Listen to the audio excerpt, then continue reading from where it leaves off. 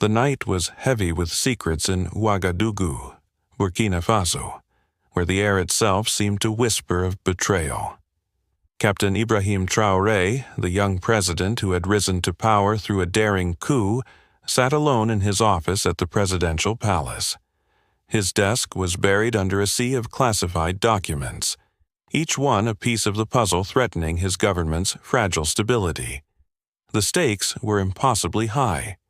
One wrong move could plunge the nation into chaos.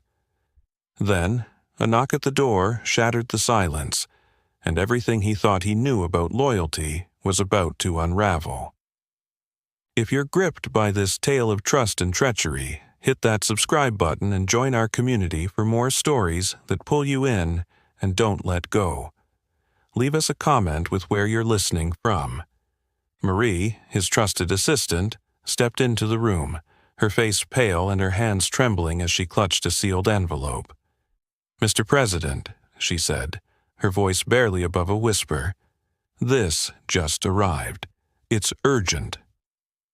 Traoré's brow furrowed as he tore open the envelope, his heart pounding. Inside was an intelligence report, its words cold and precise, exposing a plot to overthrow him. Names of conspirators littered the page, but one stood out like a dagger to the chest: Amadu Diallo, his childhood friend, his brother in all but blood, the man he'd grown up with in the dusty streets of Bondoukoui, sharing dreams of a better Burkina Faso.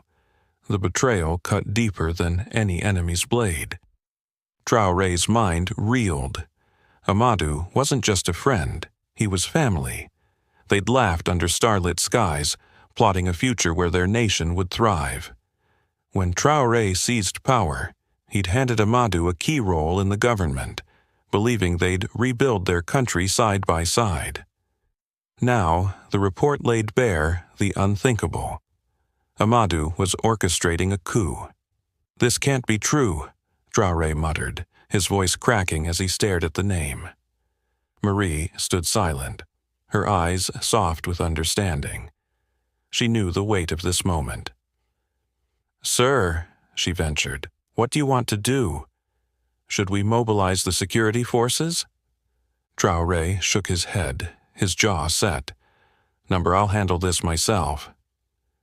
Against the protests of his generals who warned of the dangers, he decided to confront Amadu alone.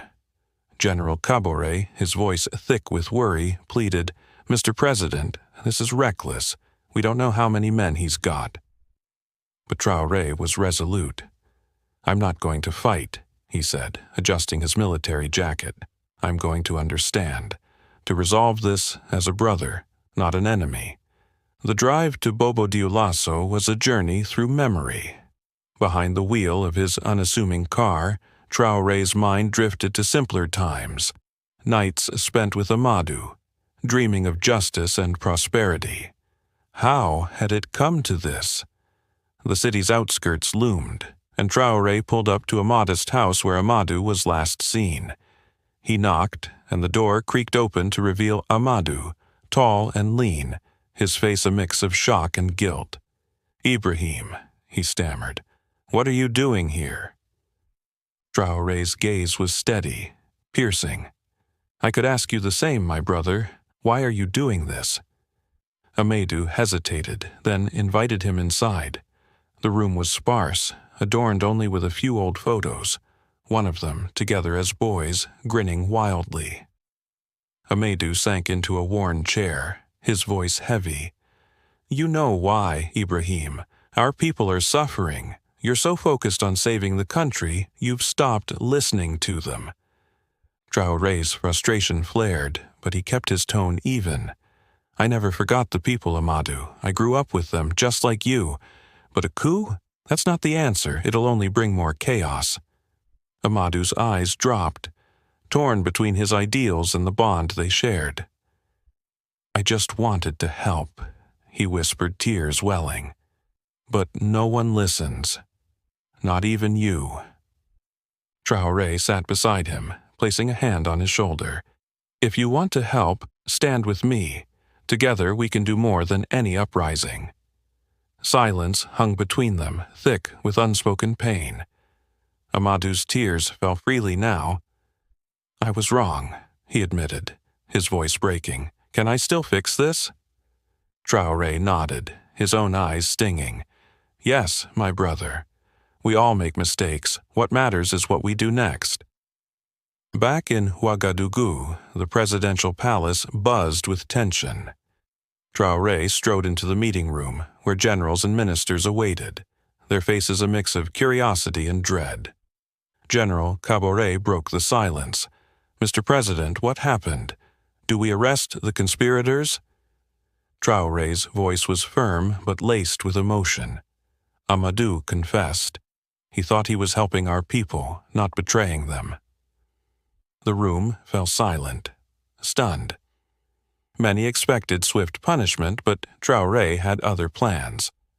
"I've known him since we were kids," he continued. "He believed in me when I was nothing. I won't cast him aside as an enemy."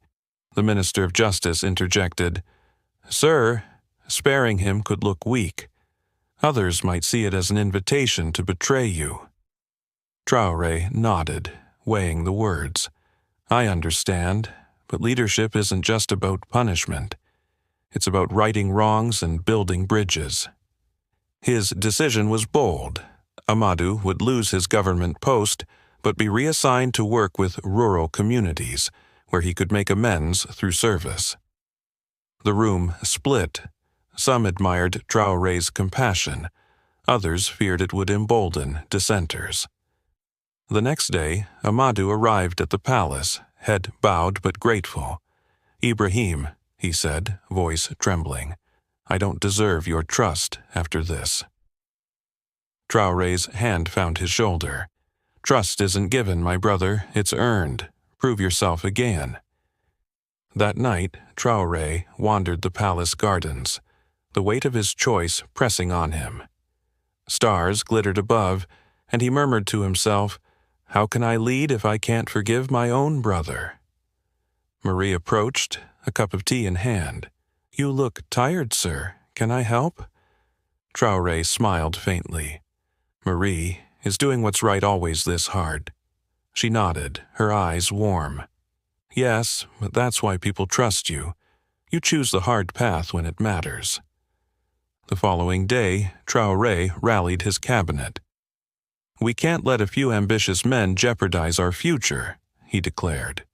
"We'll act firmly but fairly." The coup's ringleaders would face trial, but those who showed remorse, like Amadu, could earn redemption. As security forces moved in, Traoré visited a northern village battered by instability. There, a woman named Fatou shared her story, clutching a faded photo of her late husband. "Mr. President," she said, voice thick, "I just want my children to grow up in peace." Traoré's hand rested on her shoulder, his resolve hardening. "You have my word, Fatou. We'll fight for that future." A journalist nearby scribbled, "Here is a leader who listens, whose strength lies in his connection to his people." Weeks later, Traoré stood at an innovation center in Ouagadougou, celebrating the Dignity Through Self-Sufficiency program. The crowd roared as images of thriving farms and renovated schools flashed on screens. Fatou, invited to speak, held up her mother's old book, reading its inscription, "Knowledge is the greatest inheritance." Traoré's heart swelled. This was the Burkina Faso he'd dreamed of. In a surprising twist, even former U.S. President Donald Trump, watching from afar, conceded, "This guy's something special. Maybe I underestimated him." The words echoed globally, a testament to Traoré's unconventional leadership. As Traoré met a child named Mamadou in a rural village, gifted school supplies through his reforms, the boy beamed. "Mr. President, we're learning because of you." Traoré knelt, smiling. "No, Mamadou. You're proving what's possible when we give people a chance." This is the story of a leader who faced betrayal, not with vengeance, but with hope. A man who believed in second chances and the power of unity. What do you think of Traoré's choice to forgive? Could you forgive a friend who betrayed you? Drop your thoughts in the comments below and share this story to spark a conversation. Let's keep the dialogue alive.